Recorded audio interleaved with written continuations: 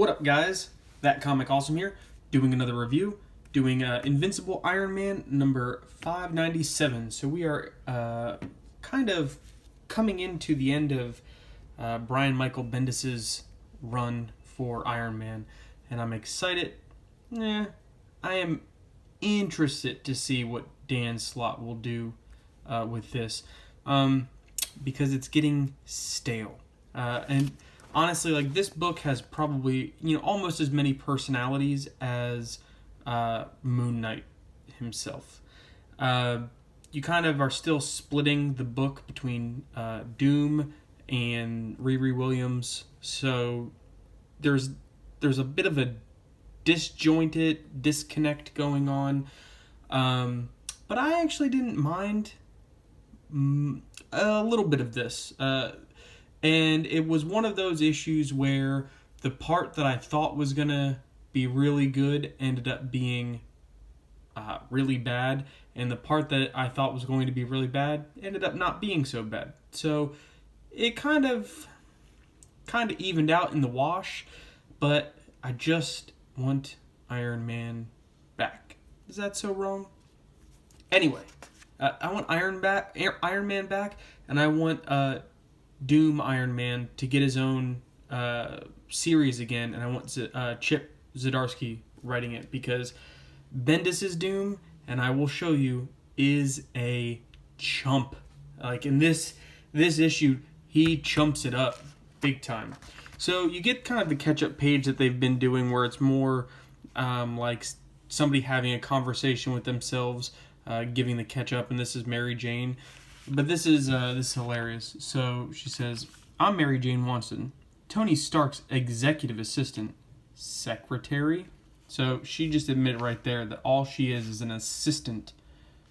She's not like Pepper, who is like a CEO level person. She is just an assistant. But then she goes on here, I'm here with his biological mother, Amanda, and his high-functioning AI, Friday.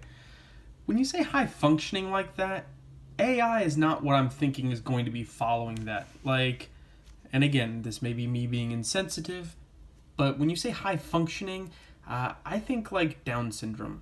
Like, and that's not in a, a bad way, but usually when you say somebody's high-functioning, you're referring to that, and so she's like, his high-functioning AI, and I'm like, that's kind of a little bit of an insult. But then it kind of goes into, catch you up with Doom. I can't find Tony, and Victor Von Doom is running around pretending to be Iron Man because crazy. Talk like an adult. I don't know which artist did this catch-up page, but I really like it. Actually, it's not even just the penciling; it's the shading and the color, especially on Mary Jane's face, and even back here, it looks very deep, and you can almost really feel the sullenness of the individuals. Anyway, I'm going to kind of run through this because I really want to get through to the end where we're, again, Doom just is a complete disappointment. So it starts off, and the way they did it, again, which even makes it feel more disjointed, they kept the art team for Infamous Iron Man and the art team for Invincible Iron Man, and just, again, put them on one book. So it's almost like Marvel wanted to cut the budget of 2 books, and we're like, well, just cut them in half and glue them together. So you kind of get that, like, more trippy, less hard edges and more faint lines.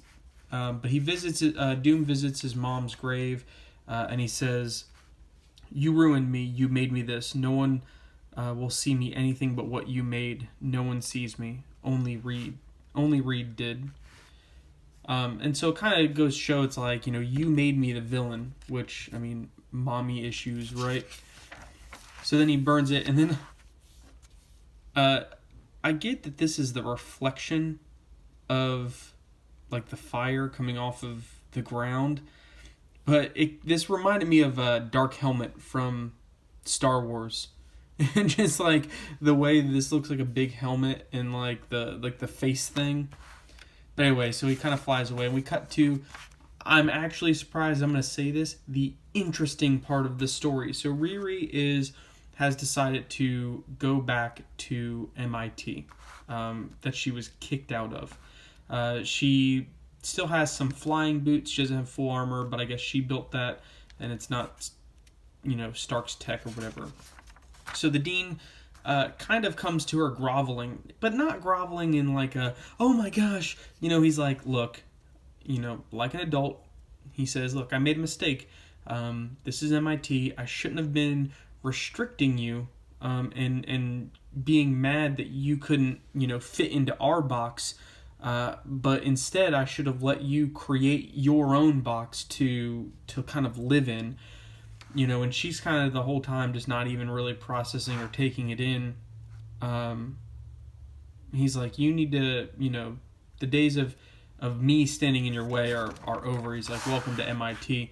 And so, there's this like brand new lab, and essentially he's like, I want to put you with a bunch of like-minded individuals, students and faculty to create the future. So, again, a pretty solid thing. And then he's like, well, where's your armor? And she's like, Tony Stark's board said, it has proprietary code in it, so, they took it back. And he's like, well, is that the same armor? And this is, before I go any further, this was where I had my first little, that's not right. And maybe, again, tell me in the comments if I'm wrong. But he says, is that the armor you created here? And she's like, yeah, that was the armor that I created here. Which it's not. The armor she created when she was at MIT looked like an Optimus Prime ripoff. And then Tony, after she got kicked out of MIT, gave her the right to be Iron Man, and she built a new armor. So technically, the Ironheart armor was not built at MIT, even though she says it was. And he's like, well, any proprietary stuff, even if it was built on Stark Tech code, if it was built here, we own it. And if we own it, it's yours. Therefore, you can continue being Ironheart. So then she summons her armor, and she's like, cool, I can go back to being this. Then she's like, well, can we vary again?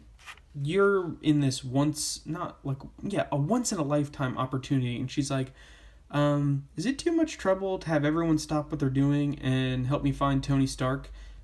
She doesn't know any of these people. Or, she doesn't, you're just walked into this room and you're like, I'm new, stop what you're doing, do what I say. Again, very sociopath. But once you get in your head that this is the character, this is a sociopath, it just rolls and it's easier to just accept. So anyway, you have Tony Ho, who I think is in the USA Avengers. Apparently she has a team, including Mason Jeffries and Arno Stark, Tony's brother. And then this was that other thing that I was like, wait a minute, this isn't right. I know there was a whole storyline of Tony having a brother, but he just found out he was adopted. He was adopted because Howard Stark and I can't remember his mom's name, couldn't have kids.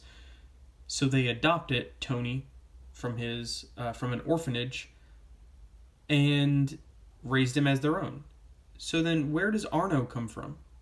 Like, maybe this is like some deep track, back in like the mid 2000s that I just don't remember because I wasn't reading comics then. But I thought like the Arno storyline, one, was in the Ultimate Universe, and two, I don't remember it being like mentioned recently at all about his brother. So it completely confused me.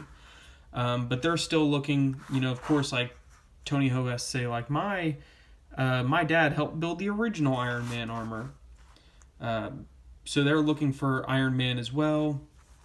But then I want to skip a couple pages.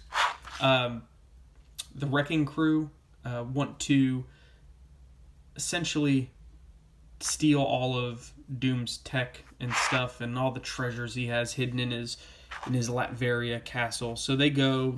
Some Doom bots come in.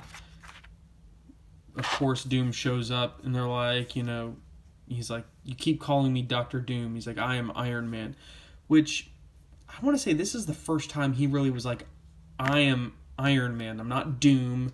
I'm Iron Man. So I liked that. But then the chumpedness starts. So Doom starts blasting. Again, I'm not familiar with the Wrecking Crew, but I guess he has a magic crowbar that can just, beat shit. Excuse the language. But then, like, the Hood and everyone else shows up and proceed to just beat the crap out of Doom. Like a chump. This is Victor Von Doom, and he is literally getting beat up by some low-level thugs who were in Rikers Island, a prison in New York. That, and he put them all there to begin with, so he should know how to handle every single one of them. But they end up just kicking the crap out of him, which did not make any sense. So I will be very excited when Bendis is off this. I know Slott is coming in, but I have hope maybe that it won't be so bland, and that's the key. Bendis' writing over the last probably 6 months has been so bland. Between this and Spider-Man, some of the most boring storytelling I've seen in quite some time. But yeah, subscribe over here, watch some more videos, hit me up in the comments, and I will see you next time.